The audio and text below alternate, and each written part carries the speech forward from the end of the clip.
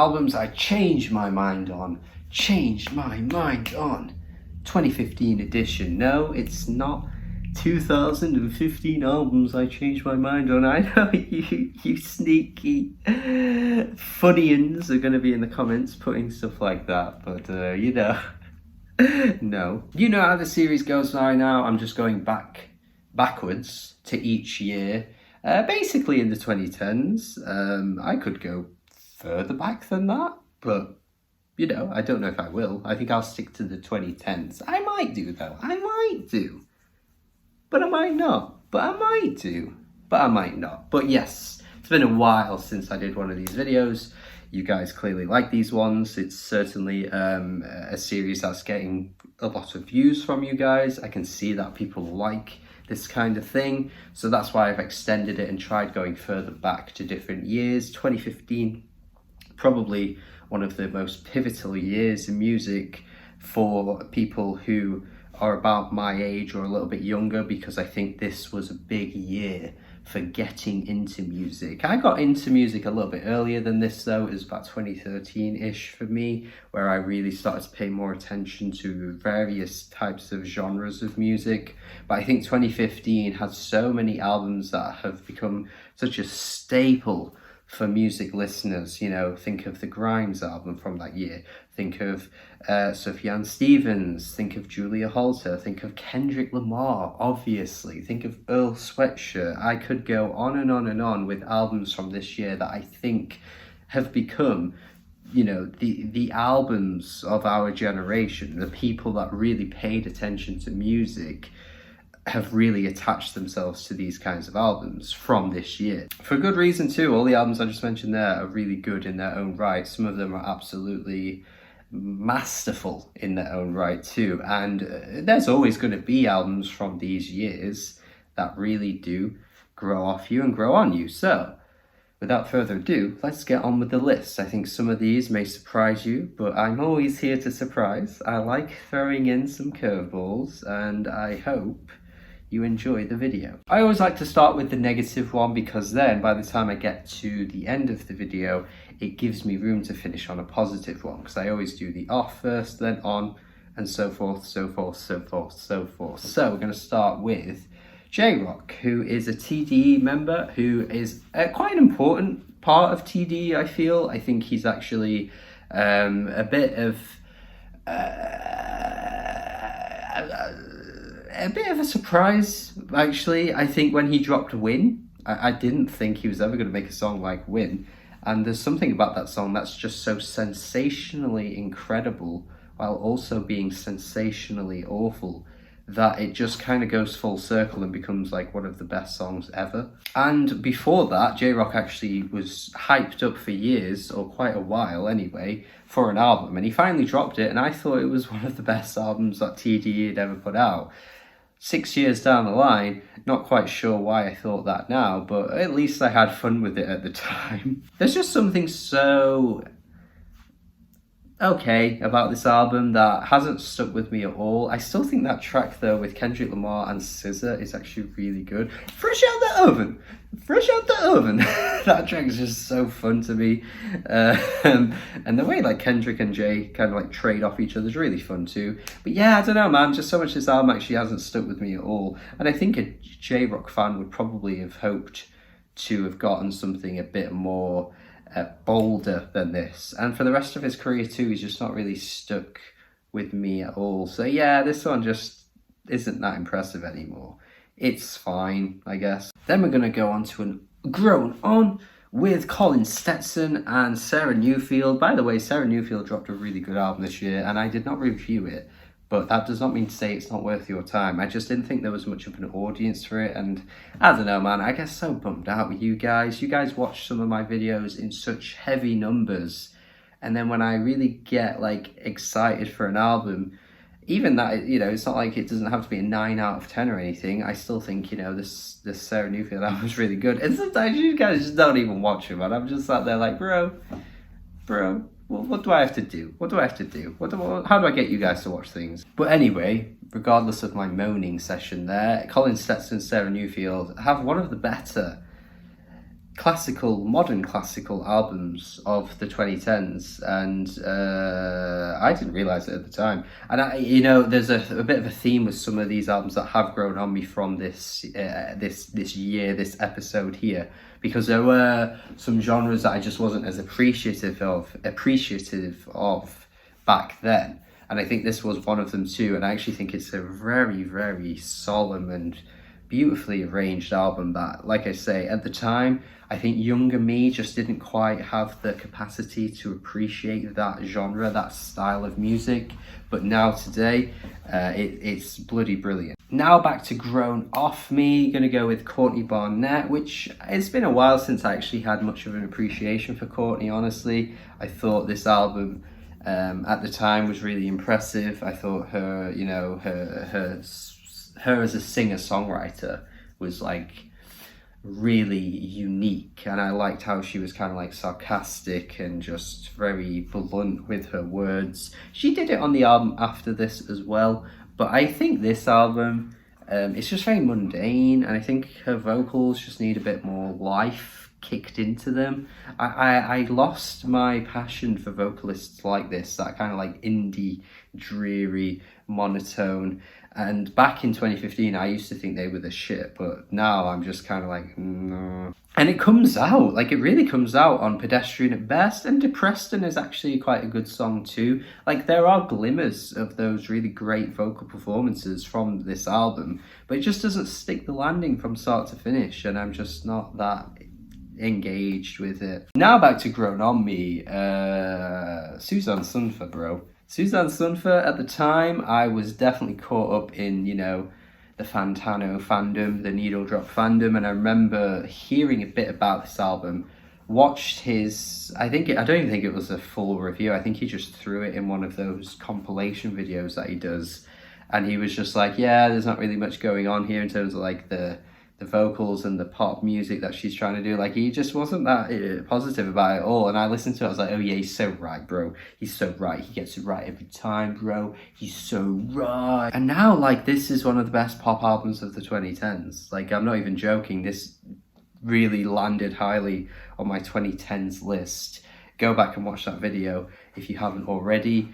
I do genuinely still stand by it. I think this is absolutely stellar. I think the long tracks that she throws at us are insane, because to make such a long, lengthy synth pop opus the way she does a few times on this album, by the way, is just impressive. Like, some of these tracks stretch to 5-6 minutes, and I just don't know why at the time I didn't appreciate it. I don't know what it was, but yeah, 10 Love Songs is actually brilliant. One of my favorite pop albums of the 2010s, and it's not even the most conventional pop album of the 2010s either, but it is actually still at the same time very accessible. It's just not as immediate as I think you want from pop music. So I think if you give this one listen and you throw it aside and think, nah, it's not for me, I think you're doing it a disservice, because I think it's one of those albums that just needs a bit more time to appreciate everything. And her vocals are insane too.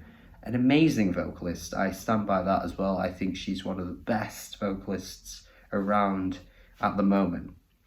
I do believe it. I think her voice is angelic. Beautiful. Oh my god. Back to Grown Off Me. Czarface is an act that I don't know what happened. Everything they've put out is just not that good anymore to me.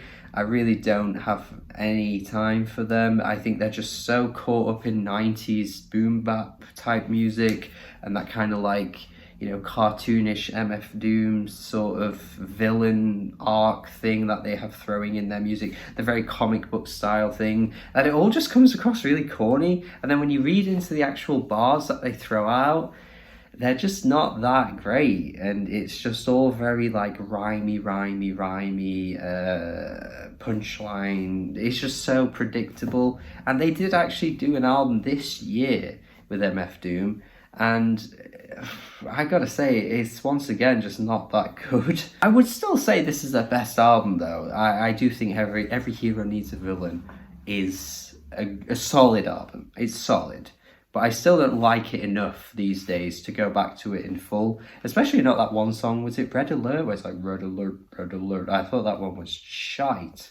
But yeah, I don't know, I think back in 2015, I really had much more of an appreciation for anything that sounded like the 90s, even that Joey Badass album, which is still good, by the way, probably better than this Czarface one. But again, at the time, I thought it was amazing. I thought it was, you know, bloody brilliant. But I think nowadays, I just look for something a bit fresher in hip hop, really. And this is where I'm very thankful for not having such a dedicated hip hop, like, following in comparison to some music YouTubers, because the next one that I'm going to say grew on me is a red flag for your old head, very like real rap listeners, because obviously Czarface fits that kind of arc, but Fetty Wap is the opposite of that. But my God, I think we all did him a disservice in 2015. And Trap Queen is obviously one of his biggest tracks and was one of the bigger,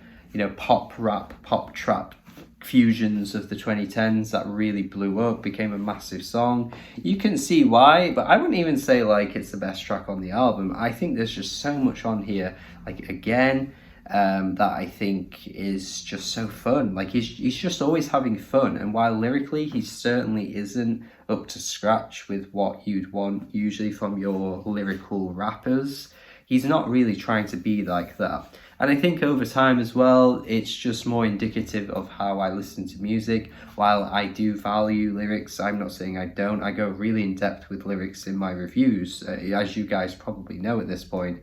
But sometimes you don't have to, you know, expect the best poets in the world to, you know, give you a good time with music. And I feel like Fetty Wap is just that kind of artist. He's a lot of fun. Now back to Grown Off Me, I will go with something a bit more indie or obscure, because Sleaford Mods, as well as they've done for themselves, aren't really the most well-known name in the world. They have this very punk driven attitude, and at the time I was very much on board with it. Not to say that I don't think punk music is worthwhile anymore or anything like that, but I just kind of liked how they said whatever they wanted. There's some really funny one-liners on this entire thing, like the whole Ed Miliband thing that they had going on some of the tracks. I'm sure they reference him a few times, and each time is just funnier than the previous one.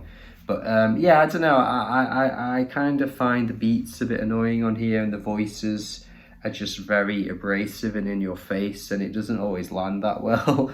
Like this guy's so like, you fucking dickhead, you fucking twat, yo, the whole way through, and it's funny a little bit, but then he just kind of gets a bit annoying, and I just feel like I'm walking like along the street, and I'm like walking past like one of those little like corner shops, and someone's just shouting at people walking past. Like, he really gives off that vibe. Have you seen the price of those fucking stamps? What's happened to stamps that used to be 10p? Like, he's doing that the whole time on this album, man.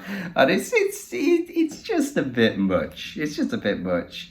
But yeah, I still appreciate Sleaford Mods. Not really that big on any of the albums they've put out since this one, but there's a place for them in music, and I just think it's not really something I'm totally on board with. Next, I do want to go back to what I was saying before about genres that I wasn't appreciative of at the time, but this is probably the lesser known album on this entire list here, and I hope you know, you guys are willing to try it out, because it's, you know, something you've not heard before. But Mbongwana Star is who I want to highlight here as an album growing on me. The album being from Kinshasa, a really cool like album coming out of Africa. I know it's a bit of a broad thing to say, because Africa is an entire continent, and you know, there's many countries that make up Africa and many genres, but the genre that they're playing with here is something called soukous or soukous, which is this really cool like Congolese dance rhythmic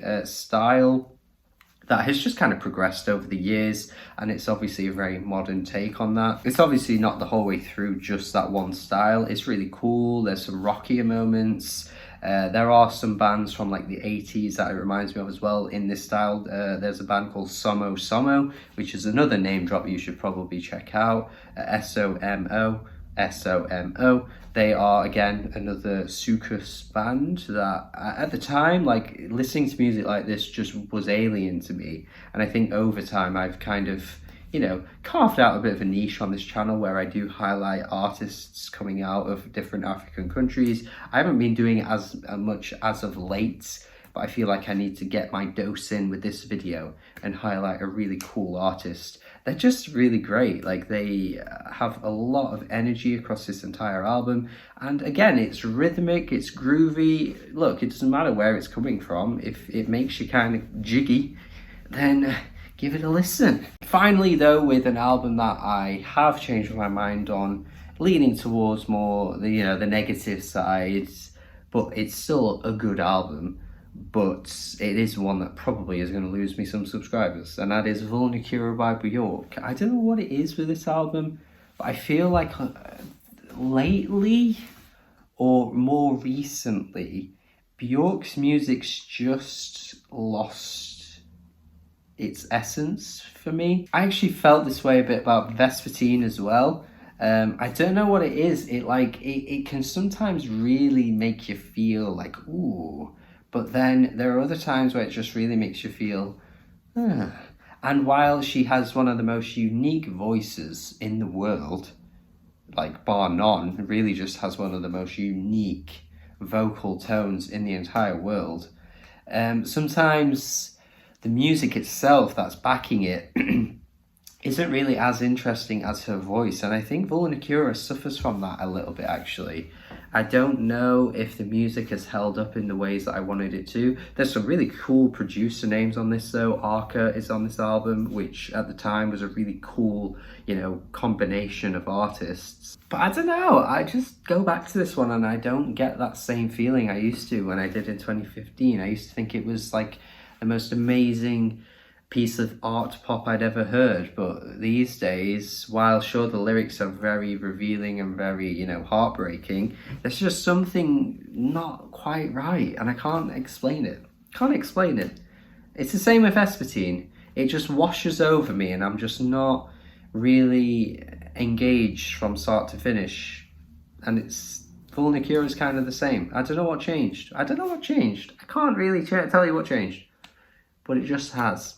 And that's sad. However, though, it is worth finishing on a positive note, and I do want to end off with Florence and the Machine. I think, again, another artist that I think we did wrong at the time. I think How Big, How Blue, How Beautiful is Florence's best album, their best album, because it is a band. I know a lot of people think it's just one person, but no, it's a band.